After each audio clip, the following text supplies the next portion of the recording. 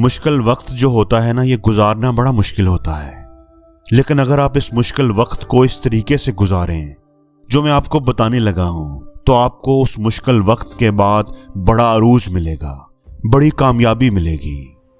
عام طور پر لوگوں کی زندگی میں جب کبھی مشکل آتی ہے تو اکثر لوگ پریشان ہو جاتے ہیں، رونا دھونا شروع کر دیتے ہیں، شکوے شکایتوں کا ٹوکرا سر پہ اٹھا لیتے ہیں۔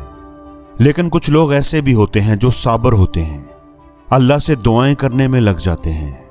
ان کو لگتا تو یہی ہے کہ ان کی دعائیں قبول نہیں ہو رہی، لیکن وہ پھر بھی مانگتے رہتے ہیں، اپنی عرضی ہاتھ میں لے کر خدا کے حضور گڑ گڑاتے رہتے ہیں۔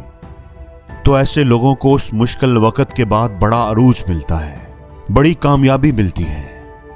اصل میں ہوتا یہ ہے کہ وہ ساری دعائیں جو انہوں نے مشکل وقت میں مانگی ہوتی ہیں، جو ان کو لگتا تھا کہ قبول نہیں ہو رہی، خدا ہماری فریاد نہیں سن رہا، وہ سب دعائیں جمع ہو رہی ہوتی ہیں، اکٹھی ہو رہی ہوتی ہیں۔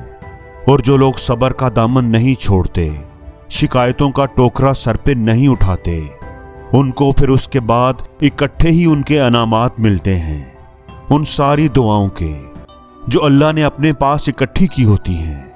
اس کی وجہ سے انہیں پہلے سے زیادہ عروج، پہلے سے زیادہ کامیابی ملتی ہے۔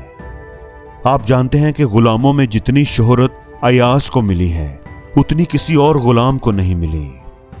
تو ایک دفعہ ایاز بادشاہ محمود کے دربار میں بیٹھے ہوئے تھے، ان کے ساتھ ایک وزیر بھی تھا۔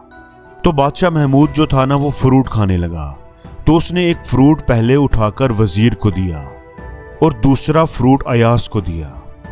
تو وزیر نے اس پھل کی ایک بائٹ لی اور چپ چاپ پلیٹ میں واپس رکھ دیا، جبکہ ایاز مزے لے لے کر اس فروٹ کو کھاتا رہا۔